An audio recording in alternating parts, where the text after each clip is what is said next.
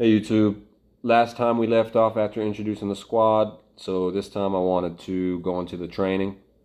We stayed in a row of tents as I mentioned last time, and at the back of that row was just really dense thicket and forest behind that.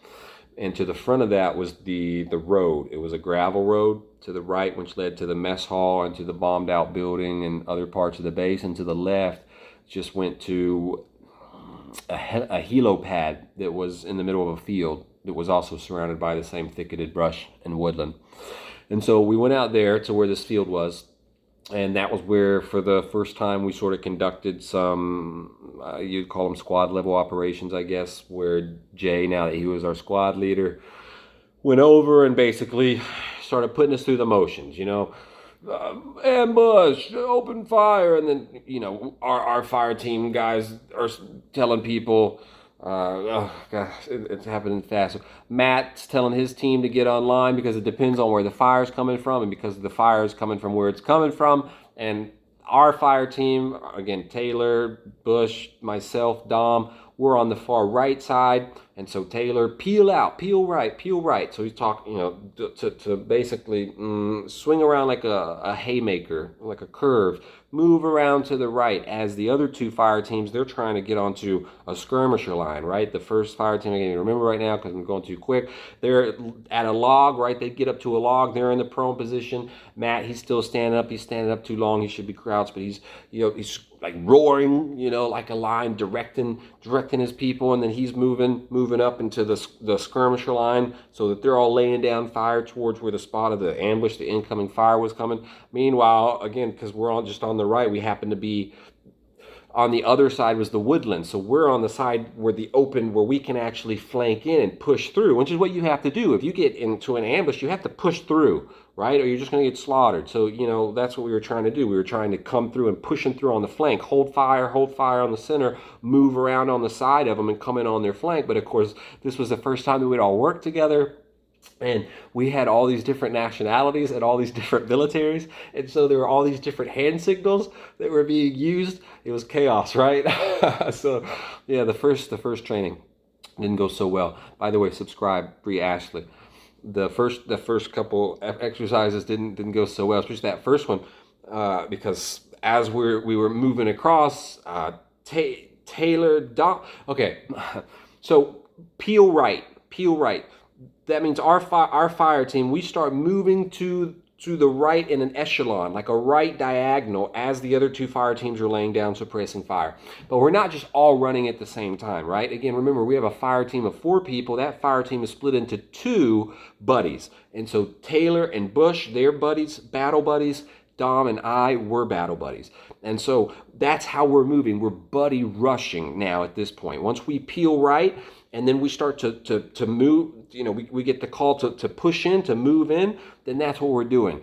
So I would be laying down as Dom would stand up, and he would charge forward a short distance. And as he's charging forward, right, he can't aim or shoot. He's just running like this, especially Dom, because he's a big giant, a big Polish bear. So he's just waddling, calling it a run. And while he's doing that, of course, I'm down, and I'm able to take fire and to cover for him as he's running. And then he gets down. It's like in the Marine Corps, we had a cadence. I'm up, they see me, I'm down. And so that's how you're supposed to judge when you get up to do your buddy rush. So when it's your turn to stand up, as soon as you stand up, I'm up. And then you start to run forward, and you run until in your head, they see me, and then basically you try to jump down, you try to be in front of wherever your buddy was. So I try to go a little ahead of where Dom was, and then jump down, and again, take cover, because while you're standing up, you're just a huge target. But while I'm running, again, now Dom, he's covering, bop, bop, bop, bop. Of course, we don't have ammo at the time. This is just without ammo, but still going through the motions, just warming up to it and everything else. And so, this is what we were doing, buddy rushing through. But of course, Dom and I were okay because we were on the far flank, but Taylor and Bush, they ended up crossing into Matt's team, into their field of fire. And then once we got to a certain distance, I forget the command, but then basically we all four of us, no more buddy rushing once you're in grenade range. Once you get in grenade range, right, then you basically stand up and you just start walking in, bop, bop, bop, bop, bop, like steady fire, all of you, bop, bop, bop, bop, bop, as the other people are firing. But then again, you have to make sure that you're not like in their sphere of fire, because then, friendly blue on blue, injuries like that. And so anyway, it was just really rough. It was really not so great, but it worked out. We made it. Of course, we forgot to set up a perimeter as soon as we cleared through, right? As soon as you clear through an area, you're supposed to set up a perimeter to prepare for a counterattack. We didn't check our ammo. We didn't do any checking for casualties. But again, it was the first time we were all just coming at it. So it was like that, but that's what we were starting at. And then we had a week. Before they were like, okay, guys, like, then you're out. So we're like, okay, like, we need to get shit straight pretty quick. And the first thing obviously was the hand signals, because again, we have a mixture of like the Royal Marines, the French Foreign Legion, the Marine Corps, the Army Rangers, like all this different stuff. And so it's just like, we gotta decide, what are we gonna do? And the Canadian, right, with JT. So we gotta decide what are the signals for what, and then learn those, and then start training on those, and then just really get into our fire teams, and then from that squad level and train up. And luckily, especially at that time, because we couldn't go anywhere, we were confined to the base all day. We knew we were on a dead limit. We had all these different activities that we could do, and we wanted to do them because there were a lot of motivated people, especially at the time, because there were no alcohol or prostitutes or other distractions. And so everyone was really on it, and we did have a lot of experience. And so that was really pushing. We got really lucky, because I did not see another squad my whole time that I was in Ukraine that I felt like I would have wanted to be in than mine, even when things started to go south. But at that time, everyone was really on point. Even the ones that you could tell prior to being there, right, at some point, either just prior or at some, maybe months or even years, and they just hadn't had the money to fix it. But people that had issues everyone was on point, everyone was tight, everyone was doing their job really well. So we very quickly, were able to go to the rifle range once we had our weapons, again, the day after that initial training, to get our rifles calibrated. So at 100-meter range we went. And so again, you have to think the Ukrainians, they've just been invaded by one of the world's largest superpower. At this time, everyone thinks that Russia's just going to roll over them, and it's just going to be like a matter of weeks. And so that's why, again, we're like all trying to like get in, get shit. Everyone is like really, like, yes. No, there's no one telling us that we can't do anything. They're like, what do you want? Yes, okay, do it. You could do it. Yes. And so we were like, hey, we need to calibrate our rifles so we can go start on the rifle ranges and start live fire exercise. And they're like, yep, okay, boom. Next morning they took us. They had really professional people that spoke good English, that had all the tools, all the instruments, all the knowledge, explaining, doing all the stuff to get our AKs, the Brens, everything from the 10 meters to the 100 meters, to get the calibration just right so that we were deadly accurate. And then once that was done, we went to the real rifle range, where they actually had targets out to 700 meters, which only the 50 cal, which we took out, could actually accurately hit at that distance.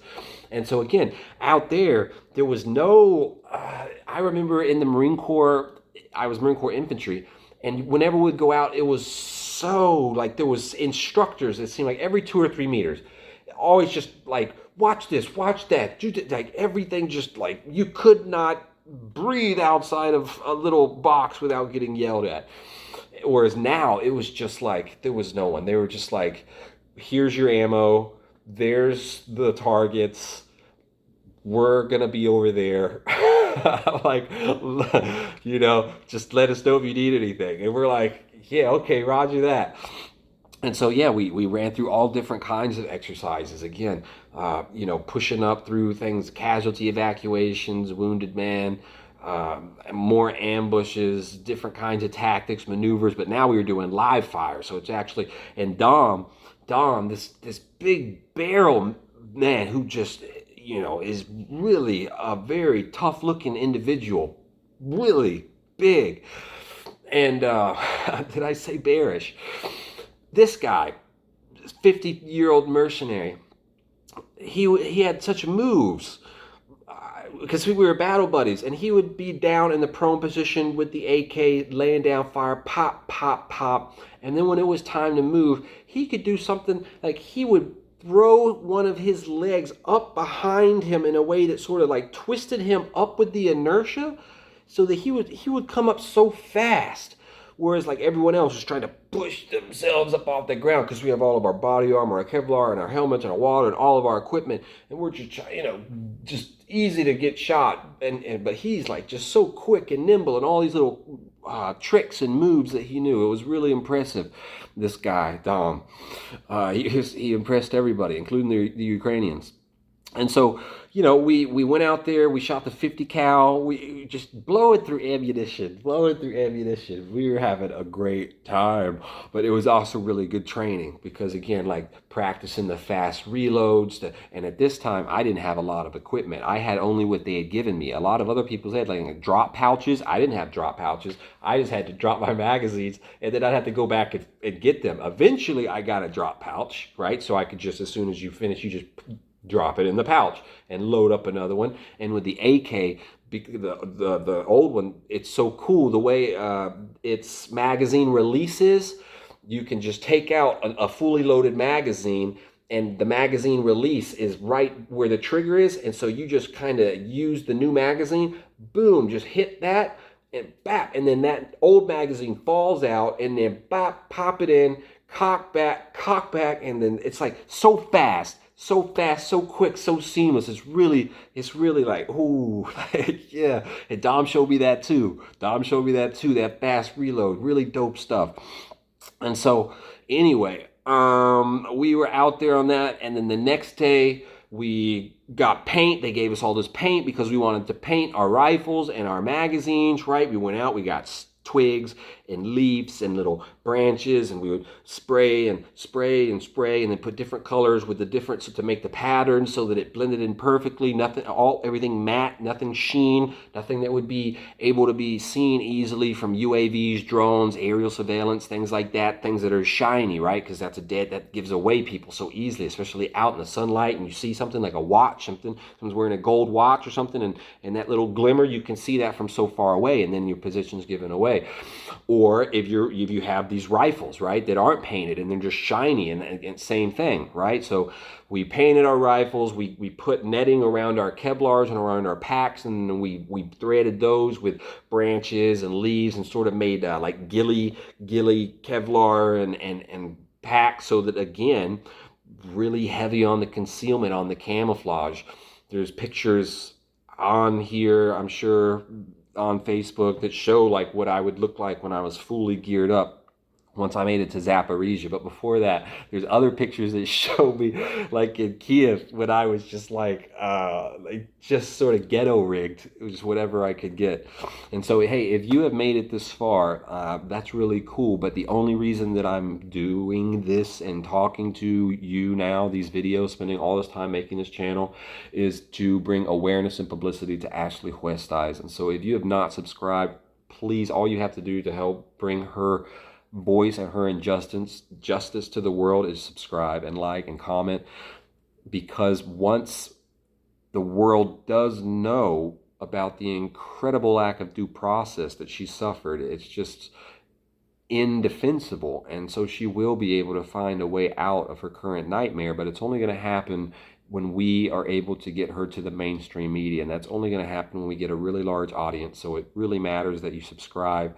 So please do that if you haven't already, because otherwise I wouldn't be talking to you, and I wouldn't have been in Ukraine. I only went to Ukraine because I hoped that by fighting for other people's freedom, other people would help me fight for Ashley's. And people were, but the issue is, which we'll eventually get to, is higher than that. So it's not that the plan wouldn't have worked, it's just the way things are currently set up. But anyway, that's for another episode. For this episode, after we had done our rifles and got it and everything painted up, they had a pop-up town. So for mounting operations in urban terrain, we went to this, basically a town that had been a couple blocks that had been built. Cinder blocks, plywood, things like this, sheet roofing. with buildings and stairwells and streets and sidewalks and intersections and all of these different things. And so then we went out there and spent 2 days doing, again, urban clearing, like clearing stairwells, clearing buildings, practicing more and clearing rooms instead of just the tent back on base. Uh, Moving down the street, right, on both sides, responding to fire, all sorts of different things. Just really, we had a lot of old guys, a lot of guys that were in their late 40s, early 50s, and they had a lot of experience, and we had a lot of young guys that were fresh, and they had a lot of experience, whereas myself, I had the least amount of experience there because I had went into the Marine Corps right after high school, but I had been out for like 15 years. Everyone else, well, yeah, okay. Other people like Zeb had been out for longer than me, but I don't know. It just seemed like he just remembered more of it than I did. I didn't really remember so much of it, so I spent a lot of time reading those manuals and studying those manuals whenever I wasn't sending emails about Ashley to journalists to try to get them to report on her, which is what I did during my free time. Then I would read those SOPs, standing operating procedures on the first aid and the rifle tactics, and again, how to clear rooms, how to pie different spaces, all of these things that I had been taught but forgotten and really make the difference between life or death. Um, I would study, but a lot of the other guys at that time sort of already knew, but we were in this pop-up town, moving through, doing all these different things, sort of growing as a squad, working together, being more seamless, and it was really good. It was a really good time, really good training. While it was happening, I wrote letters to Ashley, I think, every 3 or 4 days, basically telling her what was happening, why I was there, what my hopes were, and little things about this and that and the people.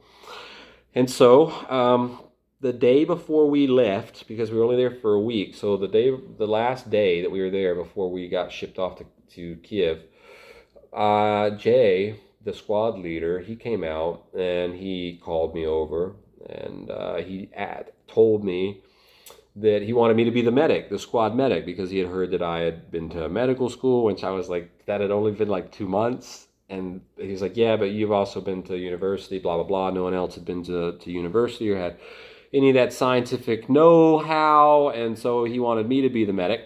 And so that's how I became the squad's medic and went into, again, like, I just was allowed, once I was designated this medic, then I was allowed to go into this big tent that was just filled with all sorts of drugs. I mean, all kinds of things. Now, not morphine or things like that, but really a lot of, and including injectables. I can't remember the names now. Hemolytics and things like this.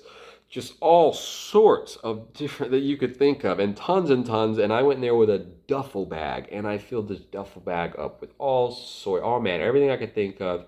And I did ask for morphine because I was like, I should have morphine as a medic. Like if like the guys get shot or they get hit a mine or something happens, like they're gonna be in a lot of pain. But I got turned down pretty hard. Like no morphine. I was told that what happens is when you go out on an operation, before you go out, you get assigned morphine, and so the medic does. And then the medic takes the morphine out on the operation, and then when you come back from the operation, you have to either account for the usage or turn it all back in. So, if someone's shot, then you can say, oh, I gave him some, but otherwise, it's like if they gave you 6, you have to bring back 6, but they wouldn't give it to me then. But when the big other bear of a Ukrainian who was in charge of the foreigners that were training there, he found out that I'd been to university for biology and this and that. He actually came up to me and gave me a bottle of tramadol on the sly. And if you don't know what tramadol is, because I actually didn't either, I'm not a big fan of pharmaceuticals and popping pills and all that stuff. I did take Xanax a few times in high school, but I've never even taken an Adderall.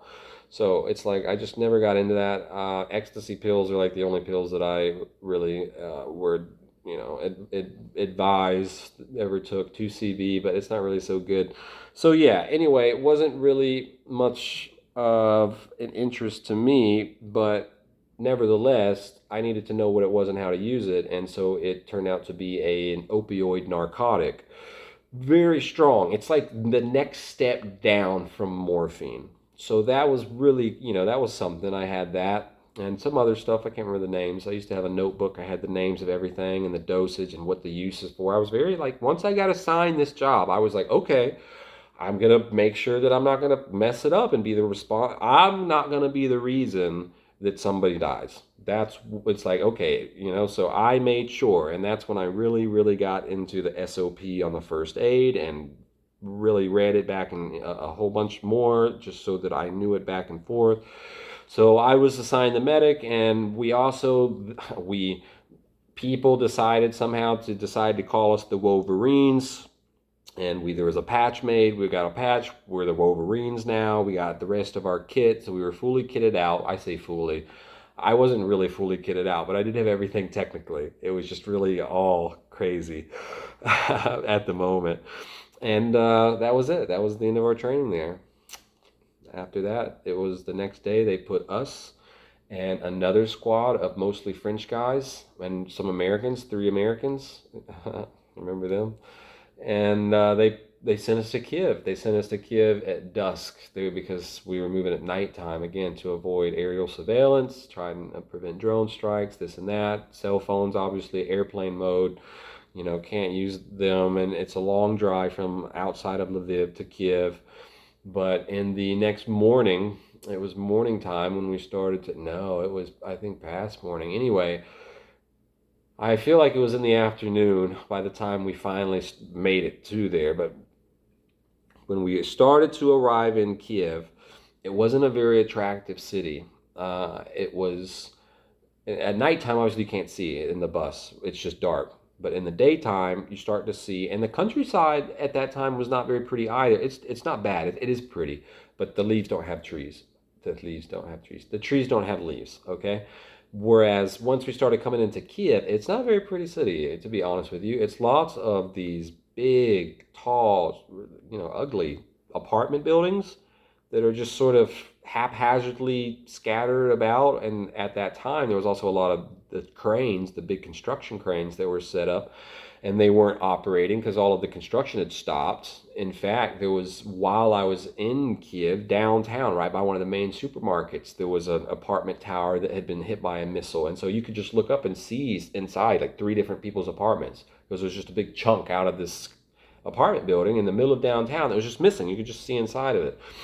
And so, but overall, the city was not very pretty. It wasn't like Paris, or other places that I've been to that have a lot of beauty that you can see. There's tons of graffiti in Kiev. Everything has graffiti, but it's not dangerous. It's just like their culture. But it's so in like America, the graffiti's gang. In Ukraine, it's not. It's just more of art. But it's sort of still contributes to the scene, and it's a very poor. Again, war just started, so most of the people that could leave have left. Right now, by now, most everyone's gone back. But at that time, it was that exodus, right? So the people that were still left were mostly the poor people that couldn't go anywhere, or the old, the sick, the infirm, or of course the men, because the men weren't allowed to leave. And so you get there, it's dreary, it's cold, there's no leaves anywhere, there's all these big, ugly skyscrapers, everything's kind of yellow looking, graffiti's everywhere, the people are very just downtrodden looking, very weather beaten, very sort of shabby looking, downcast, which again you can expect, but I'm just painting the picture for you as we're coming in. And we're driving in this bus with these squads, and we leave from the highway to the main road, to the side road, to the auxiliary road, and we get to like smaller and smaller and smaller. And then eventually we make it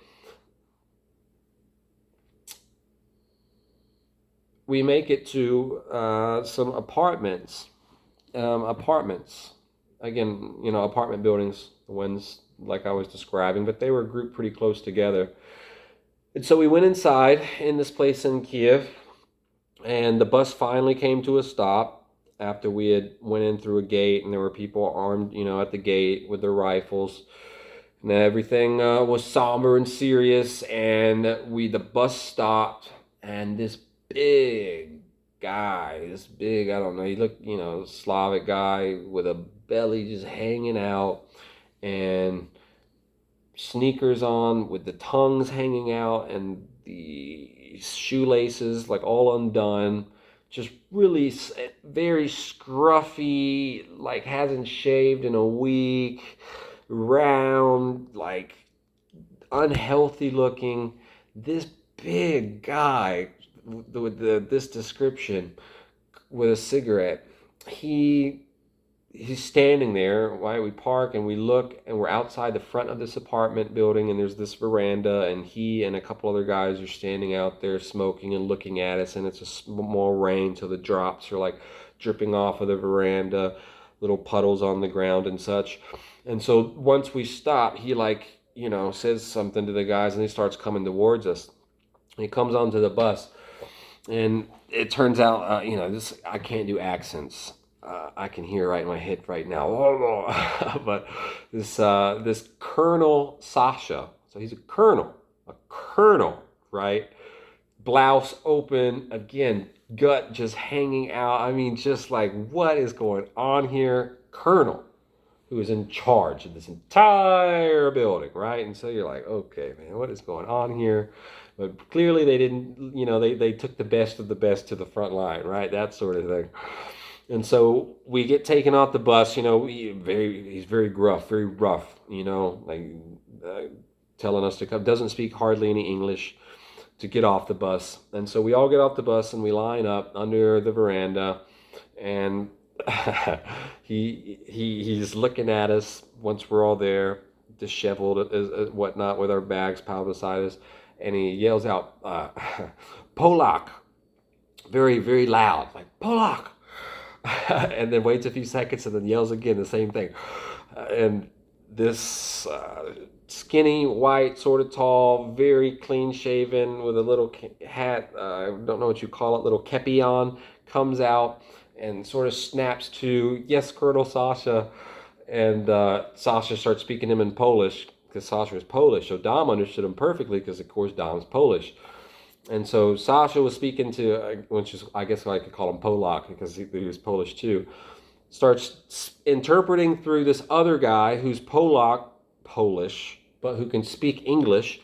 And so we start getting the rules of this place, right? You can't take any pictures. If you post anything to social media, you get sent straight home. There's no alcohol in the building. There's no prostitutes in the building. If you fight, you get sent home. You're only allowed to go out between, I think it was 10 and 3, which is a long time. You could actually leave. You could go out. You couldn't take your weapon with you, but you could go out and you could just go anywhere you wanted in Kiev. And so stuff got wild pretty quick, guys. I'm gonna just foreshadow that now. We're not gonna get into this episode, but next week there's gonna be some debauchery coming at you. So just be ready for that. But the hours that we were told were 10 to 3, and again, but we were said we couldn't have alcohol on base, but there were bars that we could go to, and then they told us where these bars were, and this and that, and so we were given the rules, right, the lay of the land, and about how it was going to be with the rooms and everything like this.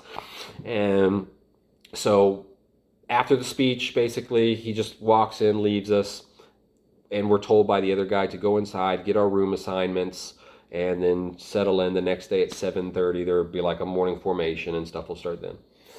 But I won't get there today. I'll end today with, we went inside, and sure enough, some Ukrainian women, lovely, downstairs, no English, no Ukrainian.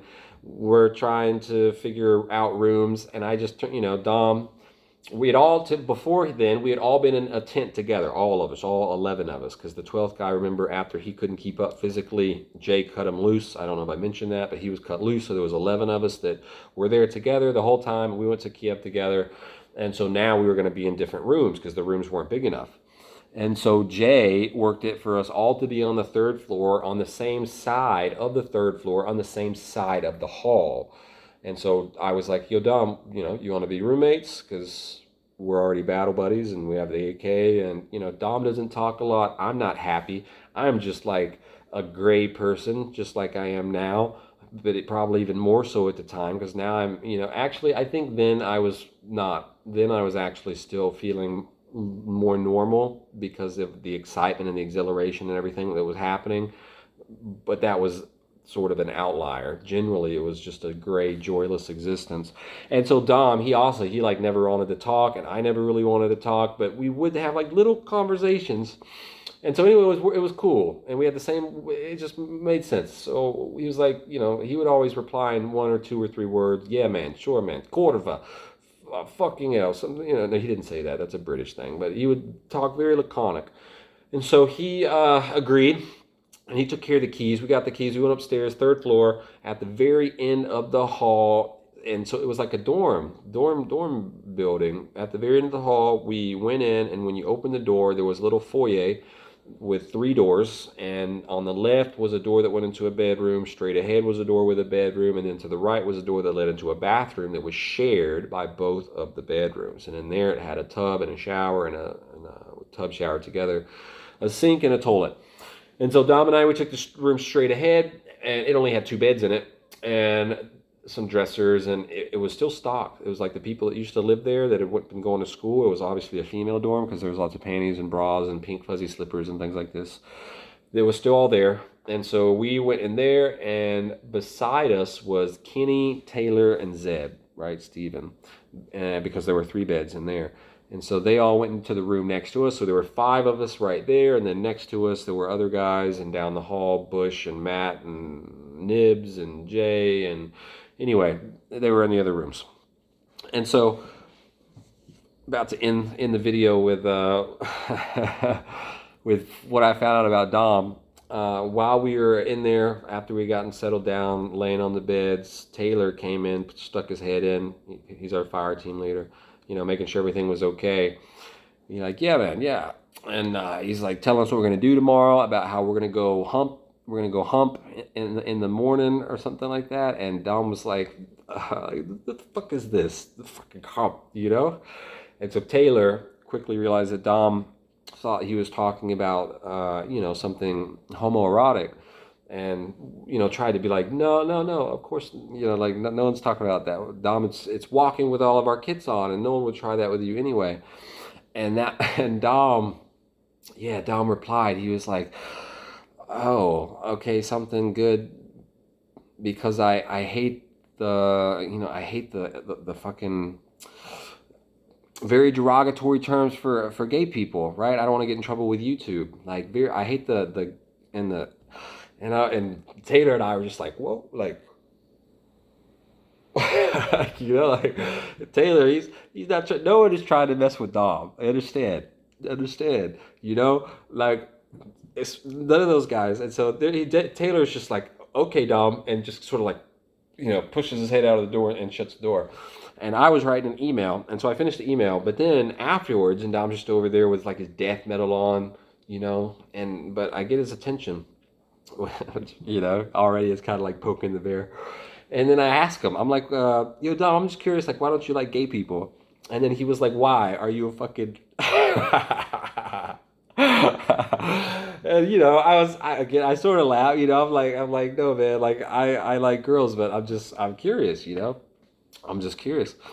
And so then he started to rant, and I was curious. I wanted to know, because he was very open with it, like very just boom.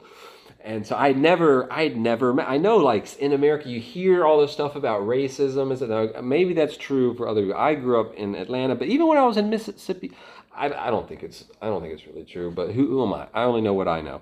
But what I do know is I never saw such blatant, intolerance until I met Dom.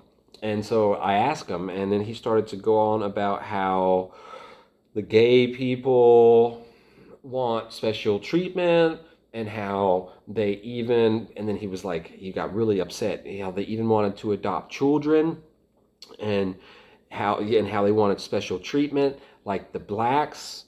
And then I was like, what do you mean, like the blacks? You know what I mean? Like, I'm like, whoa, like, how deep does this rabbit hole go? This big guy over here.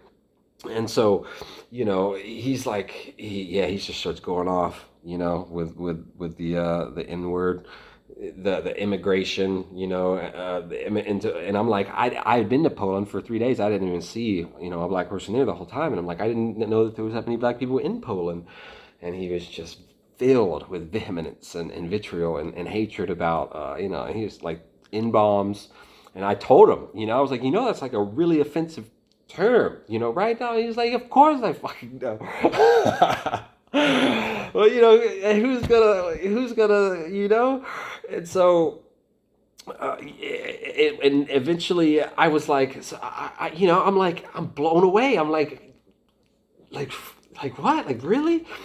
And so I asked him, I'm like, okay, well, what about like an Italian, or I didn't start like that. I was like, well, what about like a black person, a white person? And he was like again, same like, fuck no, like no interracial. And I was like, what about like an Italian and like a Russian? And then he was like, no, the Slavs should stay with the Slavs, and the blacks with the black, but he didn't say it like that. And with the, like everyone should stay within their designated race. And that was how Dom's outlook was. And I asked him, I was like, have you ever been married? I was like, have you ever been married, And he was like, yeah. He's like, I've been married twice. And, obviously, and so I was like, oh, so you're divorced? And he was like, yeah, he's divorced. And so I asked him, I was curious. I was like, why did you get divorced? And he told me, he said because he gave them too much freedom. So, Dom is a killer. That's what Dom is. Dom is just a killer, and that's what he's good at. And he is not politically correct. He's not correct, just filled with ignorance, but just such open and such passionate and vigorous that it's just really like very surprising and very, but, though there were other conversations that happened, I don't want to keep going into it, but my whole point of being there was to fight for Ashley's freedom and recognition and things like this. And, out of everyone in the squad, even when, though I guess my best friends were black, the first girl I ever kissed was black, I grew up listening to Tupac, of course, and Dom, I told Dom how wrong he was and all of this stuff, and he told me, basically to fuck off and this and that, but nevertheless, I still would have not, I would have preferred him to be my battle buddy over anyone else that was in the squad, because at the end of the day, when you're out there like in combat operations, you you want the best, most capable, most lethal, most well-trained, experienced individuals. And so that was certainly Dom, but it was really like, it was just like a whole other side that I'd never seen until we got there into Kiev. And now we were roommates in this little room, and it all came out at once that he was anti-gay, very racist, no anti-racial, and he thought that all Slavs should be in this fight. And I don't know if I already saw his tattoos before then or I didn't notice, because he was at the very far end of the tent, right? I was in the middle, but now we were in the same room. And so when he would take his shirt off at night, of course, just a fucking giant, right, barrel, but covered in these like Slavic tattoos, like Russian mobster tattoos. And so Dom was just he is just a one-of-a-kind character, like Dave and some other people that I've come to meet. But out there, he was certainly a character. So anyway, a lot of stuff started happening once we got into Kiev. We were in Kiev, and I'll talk about that before we went off to Zaporizhia, which was mostly where we had our operations at, our theater of operations for the months that we were down there. But anyway, I'll cover that next time. This has already gone on long enough. Please subscribe. Remember, I only went to Ukraine. I only did all this for Ashley Oosthuizen. This video I'm only doing for Ashley Oosthuizen. The YouTube channel is for Ashley Oosthuizen. The novel is for Ashley Oosthuizen. Everything is for Ashley Oosthuizen, so please support Ashley Oosthuizen by subscribing, liking, commenting, sharing, and trying to help this grow, because the faster that we can get her on CNN, the faster that she can get back out to her family and friends and the people that love her. So thank you very much, and we will continue this the next time.